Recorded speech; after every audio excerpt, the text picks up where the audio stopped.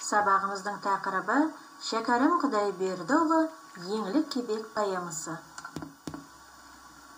Сабақтың мақсаттары поэмадағы ең негізгі мәселелер мен ең негізгі тартыстарды қарастыра отырып, феодалдық әдет-салт, заңның құрбаны болған еңлік пен кебектің бейнесін ашу, поэманың композициялық құрылымы мен көркемдік ерекшелігін таныту, өз бетінше білім алу дағдысын қалыптастыру, талдау жасау арқылы сын тұрғысынан ойлауын дамыту, білімдерін өз бетінше қолдануға, іздену, зерттеу жұмыстарына өз пікірін жеткізіп айтуға үйрету, адам бойындағы жақсы қасиеттерге баулу, махаббат сезімін қадірлей білуге үйрету, туған жерге, ана тілге деген сүйіспеншілікті қастерлеуге баулу.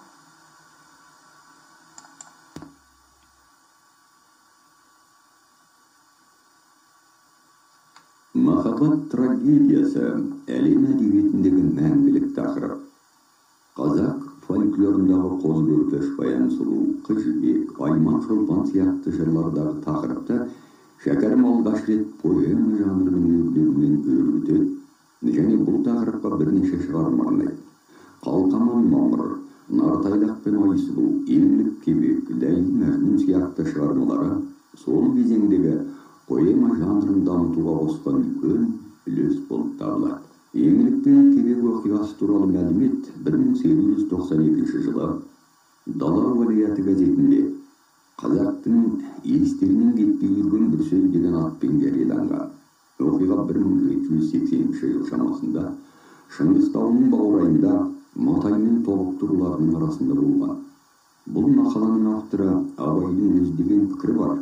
Қалай болғанда да шығармаға сұранып тұрған тарихи трагедияны Шәкәрімге Абай ұсынған.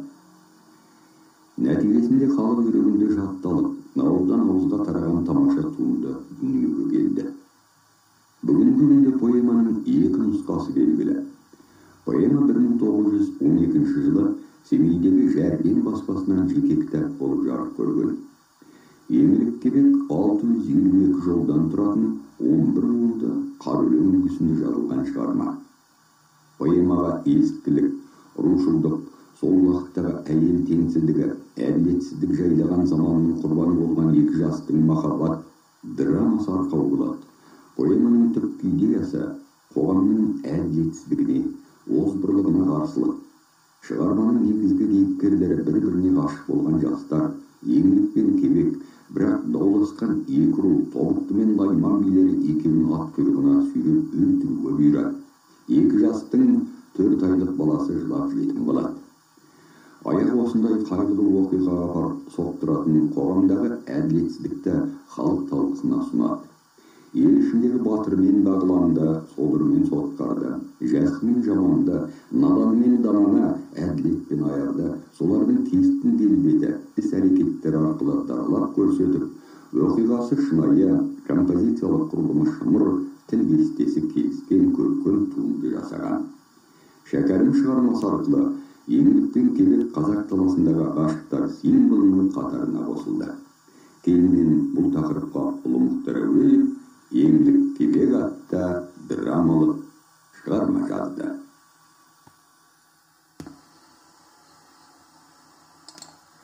Шәкәрімнің Еңлік кебек, Қалқаман мамыр дастандары қазақ елінің тұрмыс тарихынан жазылған шығармалар. Ләйлі Мәжнүн дастаны қайта жазу дәстүрімен шығысқа белгілі аңыздың желісі бойынша шығарылған. Поэмаларына ортақ сипат, сүйіспеншілікті, адал махаббатты, таза сезімді жүреткен. Ел аузындағы махаббат туралы аңыздарды ақын суреткерлік шеберлікпен жырлап, жеке адамның трагедиясын халық трагедиясымен байланыстырады. Еңлік кебек поэмасының сюжеті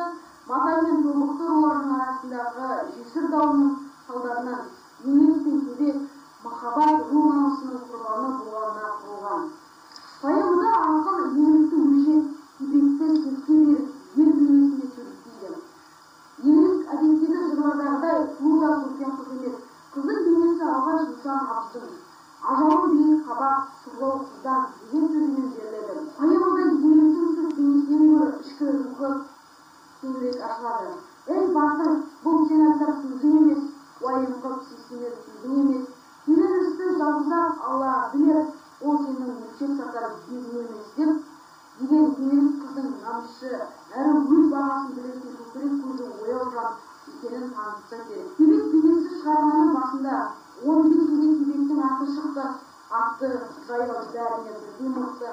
Көзі өткен қара торы жігіт екен, орта бойлы сақалдау темір иықты деп сөйлестіреді. Кебек қалың елі үшін дауға қарсы тұрады, ержүрек жігіт.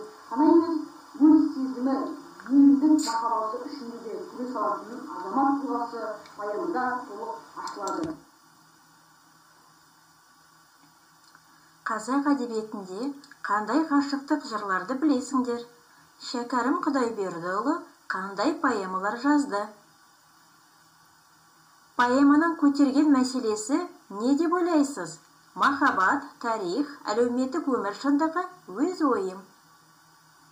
Еңлік пен Кебек не үшін қашуға мәжбүр болды? Екі ел арасындағы дау-дамай, әлеуметтік теңсіздік, жер дауы, өз ойым. Екеуінің өліміне кім кінәлі? Кеңгірбай, заман, салт-дәстүр, өз ойым.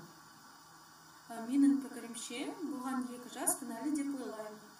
Өйткені екі жас ата-анасының келісімінсіз 6 айдай кездесіп жүріп, тауға қашып кетіп, балалы да болады. Ата-анасының келісімін алмай, нәтижесінде олардың зардабын сәбилер тартты. Әрбір адам бұл дүниеге келген соң ата-анасының үмітін ақтап, ризалығын алу керек.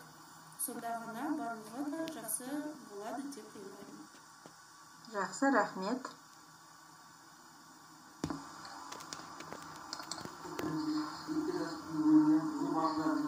Себебі олар әрбір істеген жандарын қоспай қастық танытты.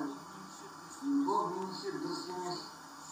Сен істеген жандарды ақпатасын беріп, тесімдерін беру керек. Рахмет пікіріңе. Екі жасқа жаза қолданғандары дұрыс па? Дұрыс болса, өлімнен басқа қандай жаза қолдануға болар еді?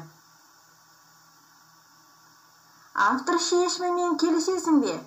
Егер сен автор орнында болсаң, шығарманы қалай аяқтаған болар едің? Махаббат сезімі дегенді қалай түсінесің? Енді қорытындылау мақсатында пирамида әдісін қолданып, келесі сұрақтарға жауап беруіміз керек. Шәкәрім кім?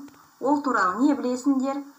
Еңлік Кебек поэмасы кімнің ақыл кеңесімен жазылған? Еңлік Кебек поэмасының оқиға желісі қандай? Бұл поэманы қандай жанрға жатқызуға болады? Шәкәрім Еңлік Кебек поэмасында қандай мәселе көтерілген? Еңлік пен Кебектің өліміне кім кінәлі? Ақынның түйінді ойы. Сабағымыз осымен аяқталды. Назарларыңызға рахмет.